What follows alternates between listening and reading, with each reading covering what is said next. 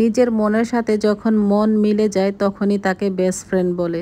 তো আমার best friend কিন্তু ও। আমরা সব সময় যখন একই সাথে হই তখন এত বেশি কথা বলি, কোথা থেকে যে আমাদের এত কথা চলে আসে সেটা আমি নিজেও জানি না। শুভ সকাল সবাইকে, আসসালামু আলাইকুম। আশা করছি সবাই ভালো আছেন। আলহামদুলিল্লাহ আমরাও ভালো আছি। এখন সময় সকাল 11টা বাজে। তো আমি এখন রেডি হচ্ছি, শালিনের স্কুলে যাব। আজকে শালিনের স্কুলে রিপোর্ট কার্ড দিবে, তো ভাবলাম ঝটপট রেডি হয়ে যাই। আমি একদমই ভুলে গিয়েছিলাম যে আজকে শালিনের রিপোর্ট কার্ড দিবে। আমি ঘুম থেকে উঠে জাস্ট একটু লিভিং রুমে বসেছি। ওই সময় আমার বান্ধবী ফোন করে বলল যে তুমি কি আজকে স্কুলে যাবে? পরে বুঝতে পারলাম যে আজকে স্কুলে রিপোর্ট কার্ড দিবে। আসলে গতকালকেই মেসেজ এসেছিল স্কুল থেকে, আমি আর মেসেজটা চেক করিনি, সেজন্য আমি বুঝতে পারিনি যে শালিনের আজকে রিপোর্ট কার্ড দিবে। তো বান্ধবীর কল পেয়ে ঝটপট আমি রেডি হয়ে গিয়েছি। আমি শাওয়ারে গিয়েছিলাম, রেডি হয়েছি, শালিনকে শাওয়ার করিয়ে এই যে এখন রেডি হয়ে গিয়েছি। তো আমরা এখন যাচ্ছি স্কুলে, আর আমার বান্ধবীও কিন্তু ওখানে আসতেছে। আমরা সবাই মিলে একসাথে হব অনেক দিন পর।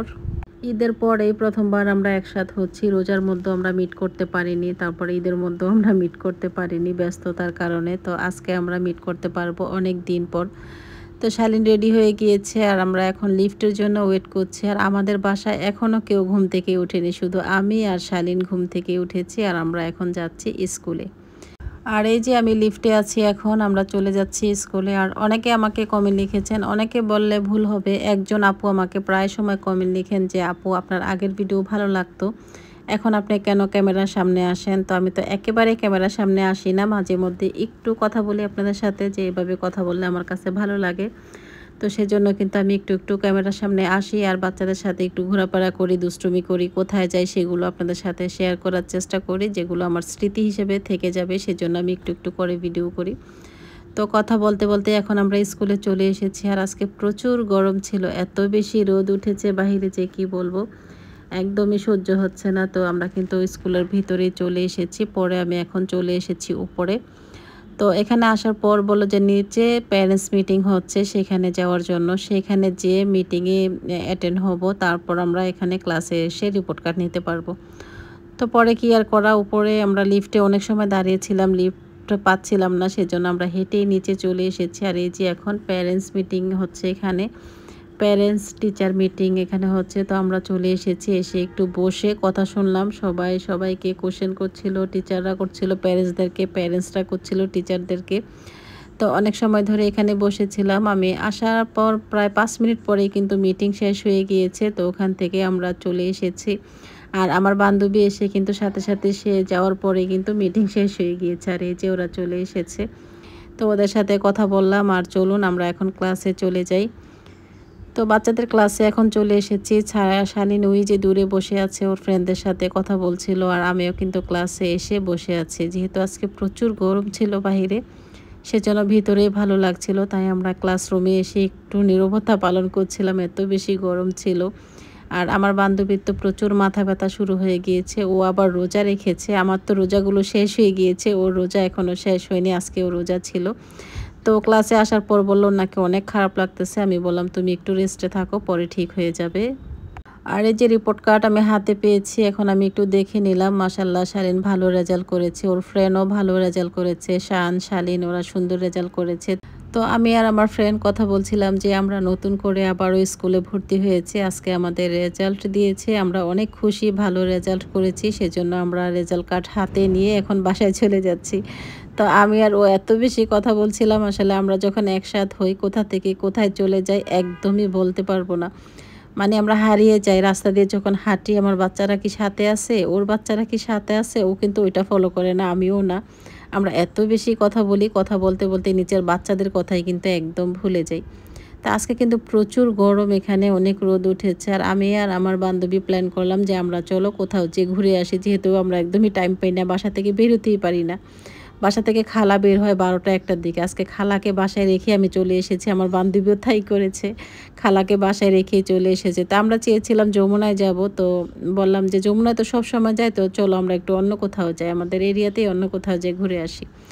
তো পরে ভাবলাম আমি আর আমার বান্ধবী যেহেতু প্রচুর কথা বলি, আমরা এক রিকশায় উঠবো, আর বাচ্চাদেরকে আরেক রিকশায় উঠিয়ে দিয়েছি।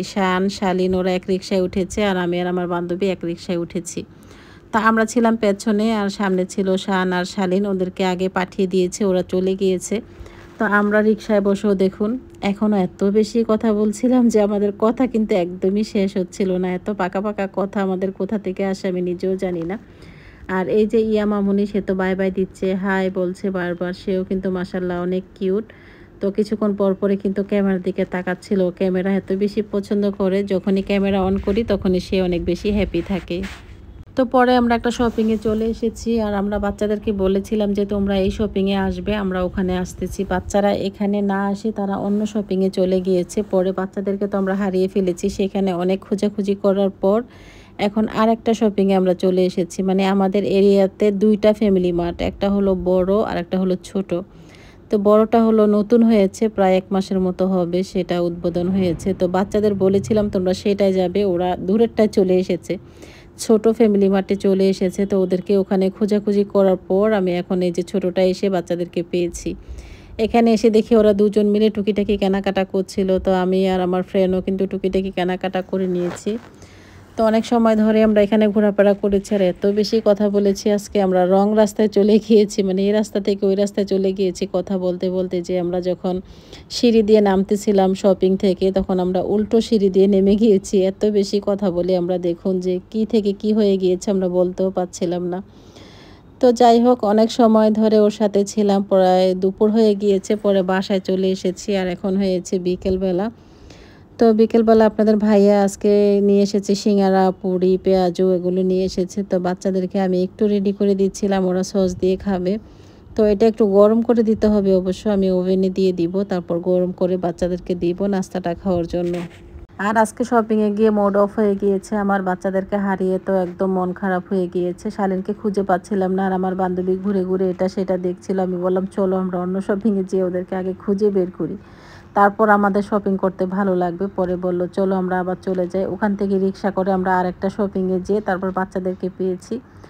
তখন অনেকটাই ভালো লাগছিল। আসলে বাচ্চারা যখন সাথে থাকে তখন সব কিছু কিনতে ভালো লাগে, ঘুরতেও ভালো লাগে। তো ওই দিন আমরা ভালোভাবে ঘুরতেও পারিনি, যেহেতু বাচ্চাদেরকে নিয়ে গিয়েছিলাম, ওরা ছিল অন্য শপিংয়ে আর আমরা ছিলাম আরেকটা শপিংয়ে। তো অনেক টেনশনে ছিলাম যে বাচ্চাদের খুঁজে পাবো কিনা। তো বাচ্চাদের পরে খুঁজে পেয়েছি, ও আবার বাসায় চলে গিয়েছিল, আমিও বাসায় চলে এসেছি। আমি এসে লাঞ্চ করেছি, বাচ্চাদেরকে খাওয়ালাম, আমরা খেয়ে বিকেলে নাস্তাটা তৈরি করে নিচ্ছি। তো বিকেলবেলা ভাবলাম বাচ্চাদের জন্য একটু চিকেন ফ্রাই করব। আমি সব সময় তো চিকেনটা ম্যারিনেট করে ফ্রিজে রেখে দেই, তো বাচ্চাদের জন্য এটা একটু ভেজে নিচ্ছি, বিকেলবেলা ওরা খাবে। তো ফ্রাই প্যানে আমি অল্প পরিমাণে সরিষার তেল দিয়ে দিয়েছি, তার মধ্যে এখন এক এক করে চিকেনগুলো দিয়ে এভাবে ভেজে নেব অল্প তেলে। আজকে অনেক ঘোরাফেরা করা হয়েছে, বাহিরে গিয়েছি ঠিকই, মন পড়েছিল বাসায় যেহেতু বাচ্চাদের খাওয়াতে হবে, মীরা আবার প্রাইভেটে যাবে, তো সেজন্য ঝটপট কিন্তু বাসায় এসে ওদের জন্য নাস্তা তৈরি করেছি, তারপর ওদেরকে খাওয়ানো, সব কিছু গুছিয়ে নিয়েছি। এখন বিকেলের প্রিপারেশন নিচ্ছি যে ওরা বিকেলবেলা কি খাবে। মায়েদের একটা টেনশন থাকে সব সময়, সকালবেলা কি খাবে, দুপুরে কি খাবে, আবার বিকেলবেলা একটু নাস্তা খেতে হয়, রাতে আবার খেতে হয়, সকালবেলা আবার ওই টেনশনটাই থাকে। তো এখন যেহেতু আমার বাসায় গ্যাস থাকে না, সেজন্য আমার অনেক বেশি রান্না করতে হয়, রাতের বেলায় কিন্তু বেশি করে রান্না করে রেখে দিতে হয়। তার মধ্যে দেখা গিয়েছে অনেক সময় আমি রাতের বেলা রুটিটাও তৈরি করে রেখে দিই, সকালবেলার জন্য ডাল ভুনা করে রেখে দিই। সেগুলো তো আর ডিটেলসে আপনাদের সাথে শেয়ার করতে পারি না, যতটুকু সম্ভব ভিডিওর মাধ্যমে শেয়ার করি। আর সংসারে এত বেশি কাজ করা হয় যে সবগুলো যদি ভিডিও করে দেখাই তাহলে তো সারাদিন ভিডিও করতেই হবে, ভিডিও আর স্টপ করা যাবে না, আর ভিডিও অনেক বেশি লং হয়ে যাবে, তখন আপনারাও অনেক বেশি বোরিং হয়ে যাবেন। তো অনেক আপুরা আমাকে বলে যে আপনার গুছানো কাজ দেখতে খুবই ভালো লাগে, অনেক এনজয় করি আপনার গুছানো কাজগুলো দেখতে, খুবই পছন্দ করি আমরা। তো প্রতিদিনই কিন্তু ভিডিও দিবেন, আসলে ভিডিও মেক করা যে কত কষ্টকর, একটা ভিডিও মেক করে সংসারে কাজ গুছানো, তারপর পরিষ্কার পরিচ্ছন্নর ব্যাপার তো আছেই, সেগুলো সব দিকে খেয়াল রেখে যদি ভিডিও তৈরি করি প্রতিদিন, আমি তো একদমই অসুস্থ হয়ে যাব। তারপরও চেষ্টা করি, ভিডিও মেক করতে আমার কাছে ভালোই লাগে। এক সময় তো আমি সারাদিন ভিডিও তৈরি করে রাত ভর বসে বসে আপলোড করেছি, তখন আমি অনেক কষ্ট করেছি আমার চ্যানেল নিয়ে, সারাদিন ভিডিও তৈরি করেছি, রাতে দেখা গিয়েছে আমি ভিডিও এডিটিং করেছি, তারপর ভয়েস রেকর্ড করে আপলোড দিতে গিয়ে রাত 1টা 2টা বেজে গিয়েছে। তখন মালয়েশিয়ার টাইম রাত 1টা 2টা, যখন 2টা বাজে বাংলাদেশ তখন রাত 12টা বাজে, তখনও কিন্তু আমি ভিডিও তৈরি করেছি। আর দেখা গিয়েছে 5টা 6টার দিকে বিকেলবেলা আমি আপলোড করেছি। অনেক সময় দেখা গিয়েছে 2টা 3টা করে ভিডিও কিন্তু আমি আপলোড করেছি, অনেক বেশি কষ্ট করেছি আমি আমার চ্যানেল নিয়ে। আসলে যত বেশি কষ্ট করা হবে ততই কিন্তু আপনি উন্নত করতে পারবেন, সেটা আমি নিজেই প্রমাণ। আমি এত বেশি কষ্ট করেছি আমার চ্যানেল নিয়ে, আমি যদি কষ্ট না করতাম তাহলে কিন্তু আমি এতটুকু আসতে পারতাম না। এখনও যদি আমি কষ্ট করি তাহলে আমার চ্যানেল অনেক দূর এগিয়ে যাবে, কিন্তু আগের মতো এখন আর কষ্ট করতে পারি না। তো যাই হোক, আপনারা আমার পাশে আছেন, যতটুকু দেখছেন ততটুকুই আমি অনেক ধন্য। আমি নিজেকে অনেক বেশি ধন্য মনে করি যে আপনারা আমার পাশে আছেন, এতটুকুই আমার কাছে অনেক বেশি পাওয়া। বেশি কিছু চাই না, শুধু আপনারা সবসময় আমার পাশে থাকবেন এতটুকুই চাই, আর সুন্দর সুন্দর কমেন্ট লিখবেন। তো বাচ্চাদেরকে নাস্তা খাওয়ানোর পর এখানে মীরা আম মাখানি তৈরি করছিল, শুকনা মরিচ, তার সাথে লবণ দিয়েছে, গুঁড়া মরিচ দিয়েছে, সব কিছু দিয়ে কিন্তু এখন মিক্স করে নিচ্ছিল। আর আমটা একটু আস্ত আস্ত রেখেছে, সেজন্য খেতে আরও বেশি ভালো লেগেছিল। তো আম মাখানি দেখে তো জিভে একদমই জল চলে এসেছে। আর এদিকে আমি বিকেলের নাস্তাটা তৈরি করে নিয়েছি বাচ্চাদের জন্য। আজকে আমি সবজি দিয়ে চাউমিন করেছি, সাথে চিকেন করেছি। আর এই চিকেনটা আমাদের বাসায় ভীষণ চলে, মানে ঝটপট তৈরি করা যায়, ম্যারিনেট করে রেখে দেওয়ার পর কিন্তু ঝটপট তৈরি করে দিলে বাচ্চারা খুব মজা করে খেতে পারে। তো ওদের নাস্তার কথা যখন চিন্তা করি তখন তো আমার মাথা ঘুরতেই থাকে যে ওদের জন্য কি তৈরি করা যায়। মানে এক এক দিন এক এক ধরনের নাস্তা ওরা খাবে, প্রতিদিন একই ধরনের খাবার খেতে চায় না, ভাত খেতে চায় না, রুটি খেতে চায় না, ভাজি সবজি এগুলো ওরা খেতে চায় না। ওদের জন্য একটু অন্যরকম নাস্তা তৈরি করতে হয়।